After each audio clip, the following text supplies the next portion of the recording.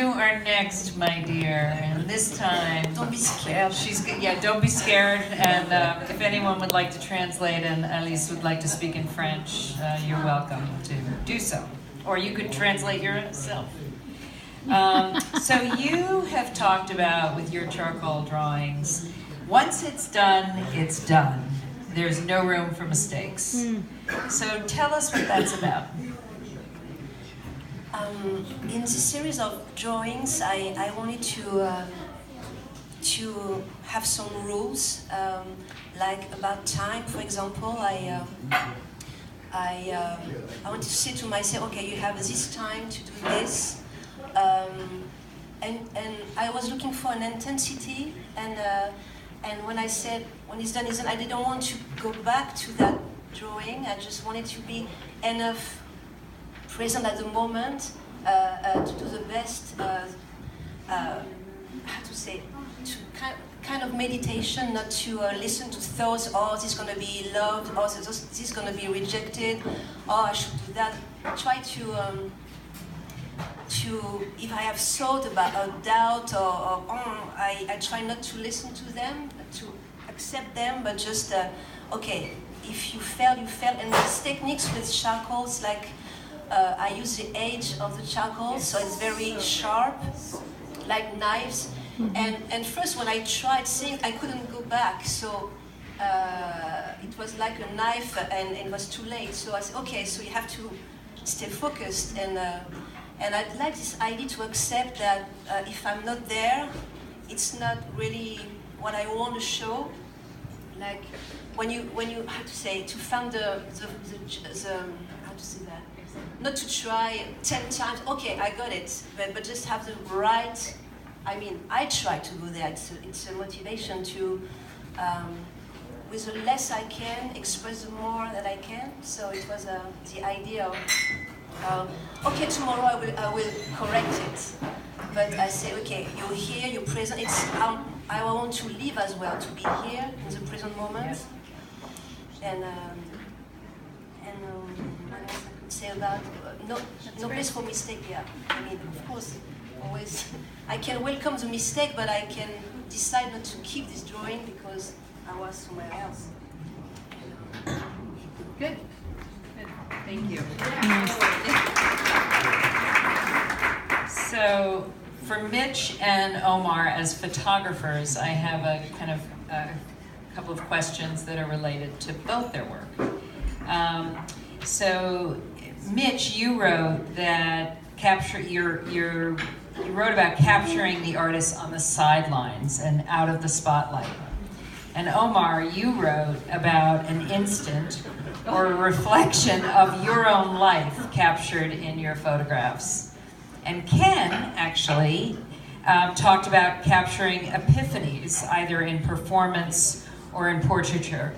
So I'm wondering if each of you could tell us something about the moments that strike you as worthy of capturing. What is it that is that epiphanous moment? Well, it's a split instant. I mean, it just comes. All of a sudden, there it is. And you see something. Right up to you. Oh. Get it in your beer. I'm not used to talking to a mic.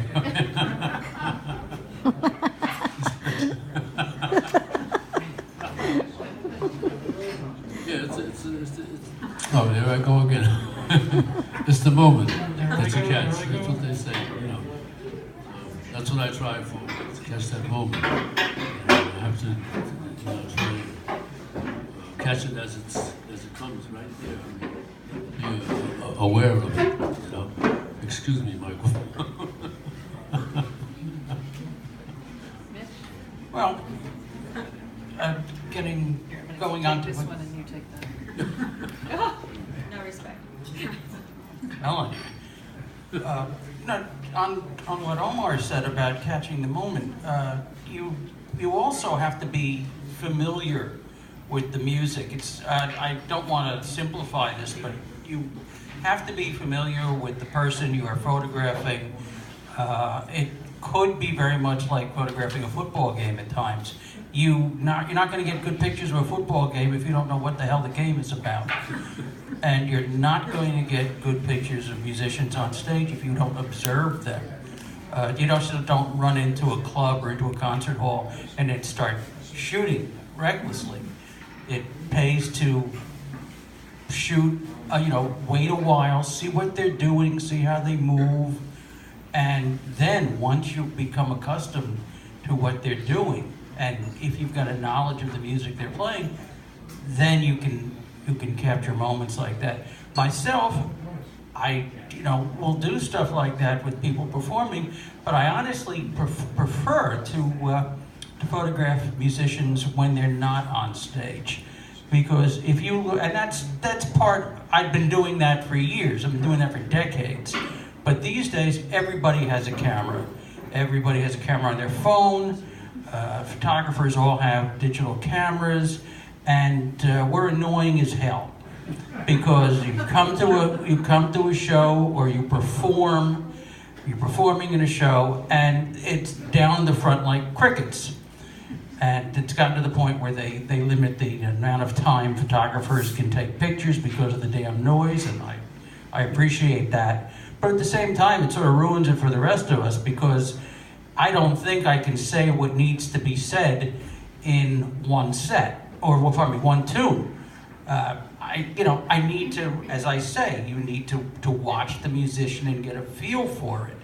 And you just don't do that, in the matter of 5 minutes. It just doesn't work that way. So I like to photograph musicians when they're not on stage, or when they're not playing when they're on stage. I've got Illinois Chiquette over there. That's during a set, but he's not blowing. He's just keeping the beat with his fingers. Les Paul is at home over there. He's in his home studio. He's not playing with the guitar. I do prefer to show people images of musicians that they wouldn't ordinarily see. And, or one night at the Carlos One in New York in the mid-'80s, I saw David Sanborn upstairs talking with Benny Carter. And I took a picture. And I guess I left an 8x10 at David's tour bus at Saratoga, I guess a year or so later. And fast forward another year or so, and I'm photographing David with Hank Crawford for a cover of Downbeat. And I go to David's apartment, and I come in, and there on the mantelpiece, in the mantle, is my photo of David and Benny Carter. Now, as a photographer who really doesn't know David, I'm sorry, but that's really cool. It's even cooler that he's here, and that we've also got we've also got Joe Lovano here, who's got a new album. And Judy Silvano. But being appreciated by a musician like that is really hip. But again, the photo of him and Benny Carter, they're not playing, they're not on stage, and they were sitting at a table having a conversation. That's the kind of stuff I like to show people. Mm-hmm. Okay, well, thank you all. So I'm going to open it up. Would anyone else like to ask any questions of the artists? Because I have plenty more, but I'd rather have them come from folks in the audience. Anybody? I'll ask a question. Okay. I can voice. For the photographer, for the artists, what advice would you give young artists who may be going into your discipline? Question. Who's that for? Any of you, I guess, right? Anyone. No one Young in particular. painters, young Young painters, photographers. young photographers. All What right. advice would you give them? Okay. That's a good question. Wow. Just open yourself up, to the world. And let let all everything come into you, and you got to feel it. Those moments, when that moment comes, that's when you do it. Whatever you do, music, photography, kind of improvise. Nice answer, Anybody else? Papa. Anybody else want to answer? Everybody doesn't have to answer it. I think like for a fine art, a painter, or someone looking to get into the arts, whenever I talk to young people, one of the things I tell them is to be passionate about whatever your creative art, your art form is. Just be passionate about it. Don't necessarily go into it to make money or to be famous, or that's not why you get into a creative industry, you know. It's pretty well known. But it may come, you know. But one of the things I just say is just be honest and true and be passionate about it. Yeah. Great. Other questions? Anyone else have a question? You want to go back to Good. I'd much rather do that. Which came first? The artist, the art in you, or the artistic portion of you in playing music? I mean, anybody. I mean, So I think two of you are also musicians, is that correct? I don't know if you are, but I know Omar is, and I know Elise you are, so that's a good question. Please repeat the question. Sorry, Paris is very far away. I got it, but not. So the question, if I may, the question is, which came first, your visual art or your music? Is that correct. Okay. Yeah. In my situation, there's no rules about that. It's really stay open. For myself, I can start a song and have and be inspired by a drawing and go on. It's like a process like that. It's never. And when you think that, oh, okay, this comes first and this comes next, it never works. When you try to trap a rule, it's like a fish, you know, it's like it never works. That's a great metaphor. So it's like, for myself, I try to stay open, and to when it's dry on some areas, I go somewhere else. Flexible as much as I can. Well, as I said before, music has been a part of my life since I was in the world, since I was born. And when I went into the service, right after the Second World War, I was stationed on Guam, and I picked up the clarinet and started learning the clarinet. And Wilbur Little, a bass player, I don't know if any of you know who Wilbur Little was. He was a great bass player. We both started studying music at the same time together on Guam. And we came back to the States and we joined the bands on the basses. And we were stationed together for quite a while. And that's where my music thing started at. And I went to school when I came out, when I was discharged. I went to music school at a place called the Hartnett National Music Studios. I don't know if anybody's ever heard of that school. I can't find anyone that knows of it now. a lot of great musicians went there though. And, but that's how I got into music. And photography came much later. In the late 50s, you know, I started getting interested in photography. I had a little Brownie camera, and I started shooting with that. And then I got my stepson. He bought me a 35mm camera called the Nescon. I don't know if you've ever heard of that. From Japan, a Japanese camera. And it wasn't like the really great 35mm cameras, but it had a little more. It was a little more above the other, Brownie. So. And that's when I got started with the photography. So are the other two of you musicians? I'm not. Okay. I Play Mean Train CD. I had 2 hellish years of piano lessons. I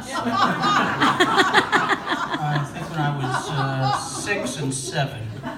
And that sort of cured me from any thought. I think I also had to play a little flutophone when I was in elementary school.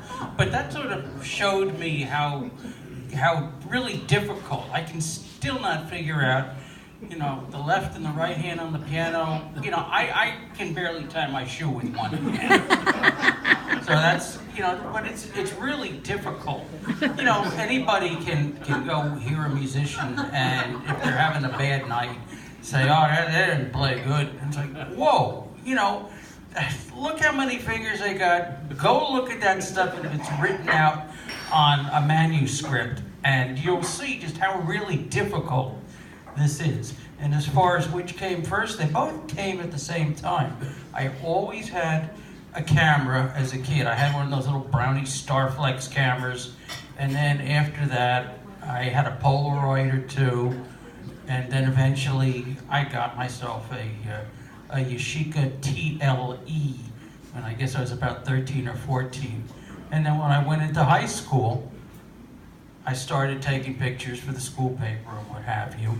And, you know, football games and stuff like that. Taking pictures of the football team was a great way of not getting beat up. And then, you know, and then when I became interested in jazz per se, then I started saying, hey, you know, I got a camera. You know, maybe I can get into a place and not have to pay a cover charge. You know, one thing led to another. You give the club owner a couple of prints. They're happy. You don't have to pay a cover charge. Gonna watch him. And it's worked for 40 years. And it's worked for 40.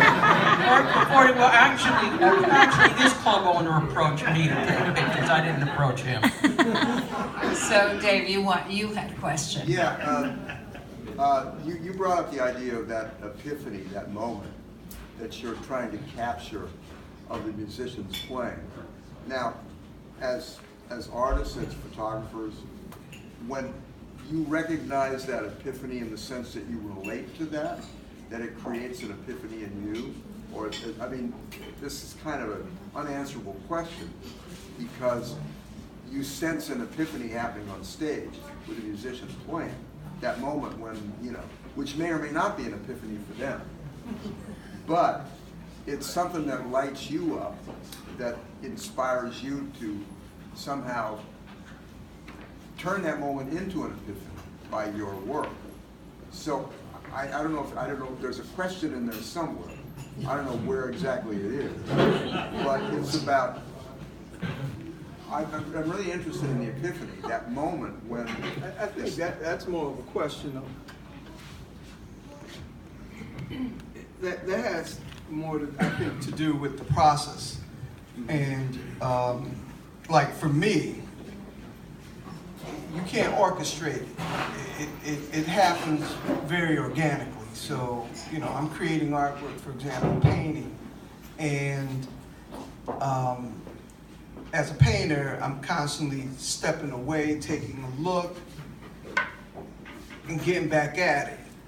And sometimes it's like getting hit by lightning, man. You just step away and you see it. You see, and it's. I think that's the high of creating artwork for me, is trying to get to that point where you realize that, have that epiphany. You know, you have that. It's man, you're right. It's not a question. It's just part of that process. It's something you strive for. It's not orchestrated. Sometimes you don't get there. You're always trying to get there. Once you do, you finish a piece, shit starts all over again. You're trying to get to that place all over again. You know. So it's a process. For me, it's more having to do with the process. You just work at it until you get there. Hi, David. Definitely, when we wanna be great, we are not. Like when we expect something, when we are too ego or whatever this. So it's probably this moment when we let go, we are focused and at the same time open. Impossible answer to an impossible question. But Yeah, when we want to be or to show something, I think it's like we are not in the good. I don't know, Dave, if it's about. You think it's just reacting? Is it because making music is a matter of, in a real sense, of reacting to what's going on around you. React, and you know, if there's conscious thought in there, it's not conscious. I think it's everything that he alluded to earlier. Yes. I think it has to do with understanding.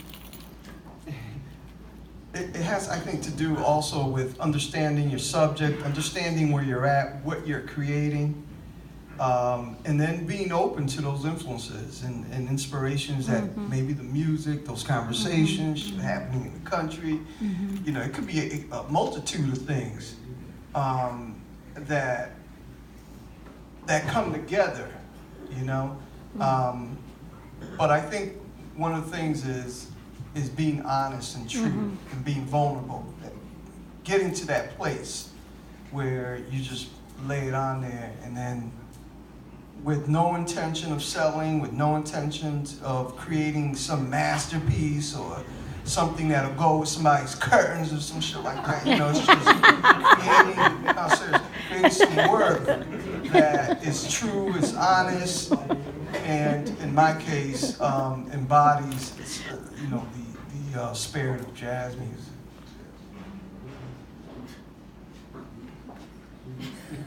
Omar. What can I say? Everybody said everything, I think, now. Yep. I think this is the last question. Yep. So you've all talked about how it has either come organically because you figured you had to have survival skills, or yours came out of working with somebody in the war. Are any of you, that's not the right word, art school trained? I guess is the word. Classically educated, I guess is the proper term for that. I mean, are you a classically trained artist? No? No, never None took, of- are any of never you took are? an art class in my life. I say this with the... I apologize. No. Your work is unbelievably extraordinary.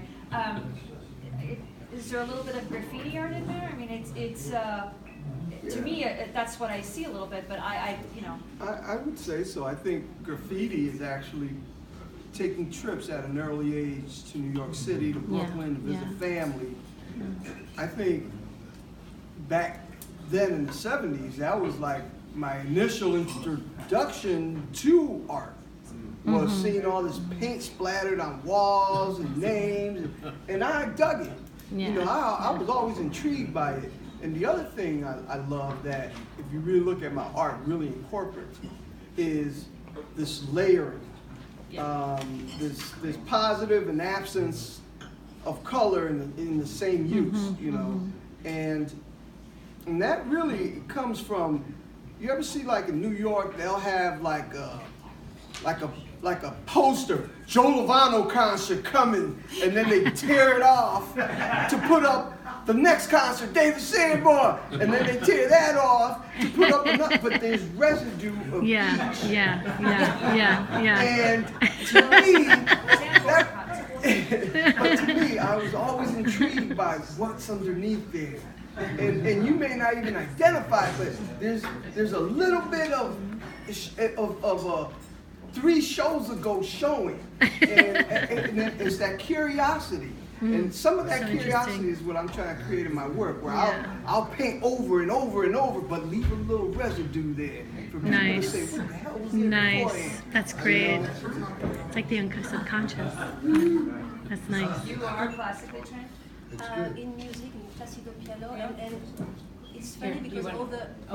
Yeah. You two need it most of all. Right? You need the microphone, the two of you most of all. Shy aspect maybe. Yeah. Yes, I have a training in classical piano, but in Charcoal. In charcoal, it's funny because I was around. I don't know how you no equivalent maybe here, but it was like everything around art, university, all the stuff around art. But we were supposed to have already something to. I didn't learn that in a way. I just experiencing things and trying my own. And meditation have influenced me a lot in the approach. I mean, I don't say that I relate to one artist or another. It's more, I've been moved by the fragility of Giacometti or the obsessed aspect of Louis Bourgeois or Marcel Duchamp, very sophisticated. So there are many levels of, but it's not necessarily the shape or technique. You did not go to art school. It's art history and other things, thinking of art, but I have developed my own stuff. Yeah. I try to.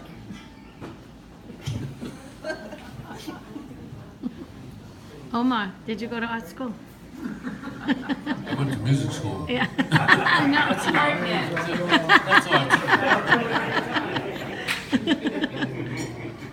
Mitchell, did you take photography in college or stuff like that? No, I took journalism in college to be a writer. I mean, hell, I went to the Nikon school for a day. You know, that was back in 1972. But no, I don't have classical art training. Don't have classical photography training, unless you count learning how to develop film at summer camp. But otherwise, no. And as far as just learning stuff, I looked at other photographers' stuff. You know, you look at Chuck Stewart, you look at Ray Ross, Bill Gottlieb, you know, and there's certain stuff you look at it, and well, as if a piano player did a lot of listening to Oscar Peterson, you know, there's no way in hell you're going to play that stuff like that. So I look at other photographers' stuff, you know, and there's a guy named Patrick Hindley, lives down in Virginia. When I first saw his stuff, I said, damn, I wish I'd shot that stuff. Because he's just, and then one day I get a letter from Patrick Hindley out of the blue and tells me how much he liked something of mine that he saw in a magazine that we both contributed to. And I go, well, hey, this is cool. But no, learning, no, it just, you know, I might occasionally cop a lick, but it's, if you do, it will show. I mean, there's a guy out there now who's taking pictures that look like they could have been shot by Herman Leonard, and you look at it and you go, well, I know that's so-and-so's photo because he's trying to take pictures just like Herman Leonard. You know, and I try not to take pictures like anybody else because I'd like to think that it's my eye, you know, my eyes, my view. Okay, well, thank you all. Thank you. Woo! Really appreciate it. Wonderful conversation, and I'd just like to thank, we're very excited that we have some jazz performers in the room as well. Yes. So thank you, David, thank you, Joe, thank you, Judy, for being with us. And everyone else, we have some people who bought pieces in the exhibit, Rich. And so please take a look, talk to the artists some more, and enjoy yourselves. Thank you. Thank you.